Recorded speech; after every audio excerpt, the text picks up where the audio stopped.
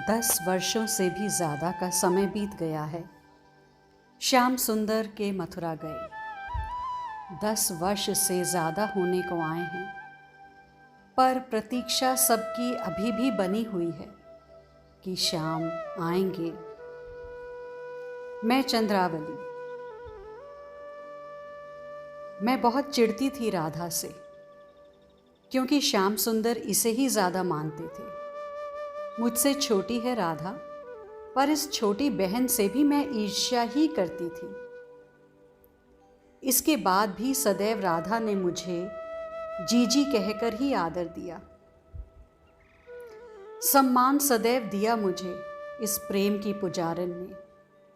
हाँ, गलत मैं थी। मेरी कोई तुलना ही नहीं थी राधा से। राधा राधा थी और मैं विकार और दुर्गुणों से भरी चंद्रावली। हाँ, अब लगता है कि श्याम राधा को इतना क्यों मानते थे, क्योंकि राधा जैसी कोई नहीं। मैं अभी अभी मिलकर आ रही हूँ राधा से। श्याम सुंदर से कोई शिकायत नहीं है उसे। वो तो मैं थी कि राधा की दशा देकर 2-4 गालियां देने की इच्छा हुई श्याम सुंदर को, और सच मानो मैंने तो गाली दे भी दी। पर राधा, जीजी आप कुछ भी कह सकती हो उन्हें, पर मेरी दृष्टि में तो वो परम दयालु हैं। मुझे उनसे कोई शिकायत नहीं। वे द्वारिका में जाकर बस गए हैं। कुछ ऐसी परिस्थिति बनी होगी। मैं तो श्याम सुंदर को किंचित भी दोष नहीं देती। बस वो प्रसन्न रहें, जहां भी रहें, भले ही कभी वृंदावन ना आवे, बस प्रसन्न रहें वे। मैं यही चाहती हूं। चंद्रावली, अब समझी तू कि श्याम सुंदर राधा को क्यों चाहते थे। प्रेम का अद्भुत रूप राधा में मुझे आज दिखाई दिया था। मैं उसे देखती रही थी। वो नेत्रों से निरंतर अश्रु प्रवाहित कर रही थी। बीच बीच में आंसुओं को पोंछते हुए कहती, ये दुख के आंसू नहीं हैं। पता है, मेरे श्याम सुंदर ने विवाह कर लिया है। हाँ जीजी, सच कह रही हूं। श्याम सुंदर द्वारिका गए और वहां जाकर किसी राजकुमारी से विवाह कर लिया। मुझे बता रही थी। हाँ, रुक्मणी नाम है। मैंने भी कह दिया। जीजी, आपको पता है? आपको किसने बताया? राधा एक बच्ची की तरह पूछती है मुझसे। एक नहीं, 8 विवाह किए हैं श्याम सुंदर ने। यह सुनकर वो कितना हंसी थी। खिलखिलाकर हंसी थी राधा। जीजी, सच 8 विवाह किए हैं मेरे श्याम ने। मैंने बस इतना ही कहा। तुम्हारे मन में कभी ईर्ष्या नहीं जागती राधा? कुछ देर बाद मैंने पूछा था, क्योंकि राधा मेरे हृदय में तो मात्र ईर्ष्या ही है। मैं तुमसे भी तो कितना जलती थी। 8 विवाह किए श्याम ने, तुम्हें जलन नहीं हो रही उन राजकुमारियों से? जीजी, क्यों जलन हो? हमारे प्राणेश को प्रिय लगी होंगी वे राजकुमारियां, तभी तो विवाह किया ना। और प्राणेश की प्रियता क्या हमारी प्रियता नहीं है? नहीं, मुझे तो बहुत जलन होती है। मेरा हृदय तो उन राजकुमारियों के बारे में सोच सोच कर जलता है। मैंने कहा और उठ गई थी। हाँ, उठते हुए राधा को मैंने पहली बार प्रणाम किया था। राधा, आज चंद्रावली कह रही है, तुम्हारे आगे ये चंद्रावली कुछ नहीं है। तुम्हारे चरण की धूल भी नहीं है। जीजी, आप ऐसा मत बोलो। आप मुझसे बड़ी हैं। मैं चंद्रावली अब रुक नहीं सकती थी राधा के पास। मेरे नेत्र बहने के लिए आतुर थे, और राधा के आगे मैं रोना नहीं चाहती थी। मैं चल दी। राधा से मिलकर मेरी दशा ही अलग हो चली थी। मेरे कदम कहाँ पड़ रहे हैं मुझे आप नहीं पता था। मेरे देह में रोमांच हो रहा था कि तभी मैंने सामने देखा, मथुरा के मार्ग में देखा, रथ आ रहा है।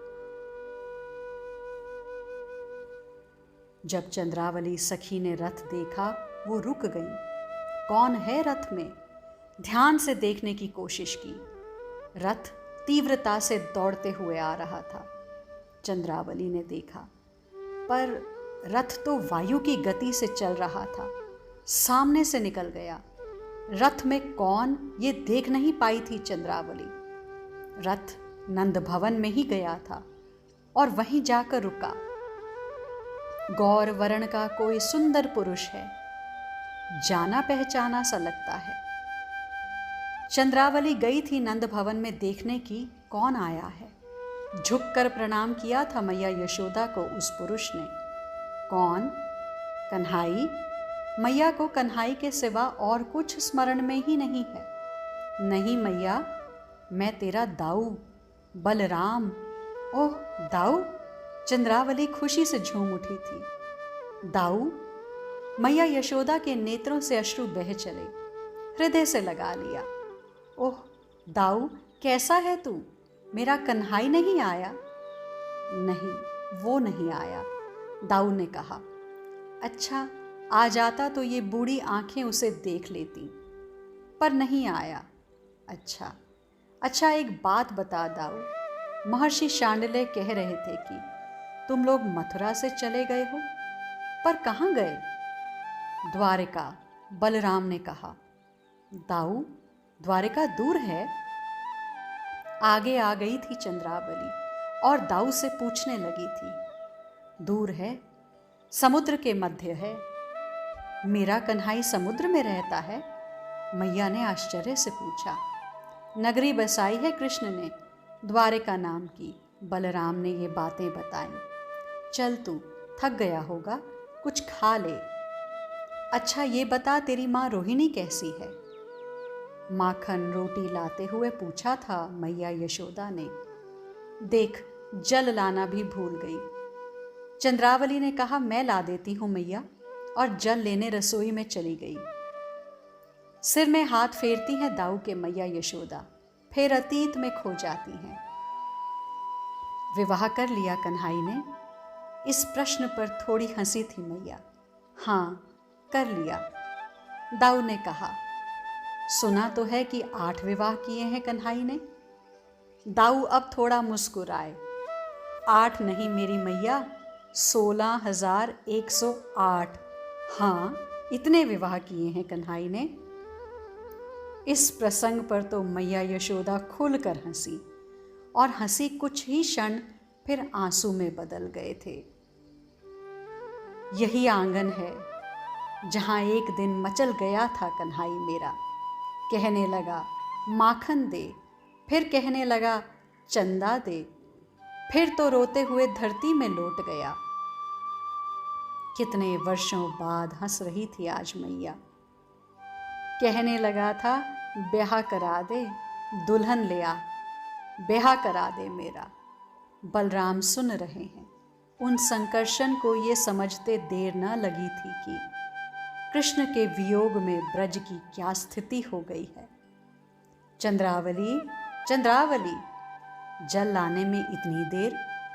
अरे मुझ बूढ़ी को ही उठना पड़ेगा। कोई गोपी भी तो आजकल यहाँ नहीं आती। दाऊ, बुलाती हूँ तो कहती हैं कन्हाई ज़्यादा याद आता है नंद भवन में। आप बैठिए मैया, मैं स्वयं जल ले लूँगा। दाऊ उठे। नहीं, बैठ तू मेरा दाऊ। तुझे दाऊ दादा कहता था कन्हाई, अब दाऊ दादा आया है तो कितना हंस रही थी मैया। ओ चंद्रावली, मैया जोर से चिल्लाई। दाऊ भीतर गए। जब देखा तो चंद्रावली मूर्छित पड़ी थी।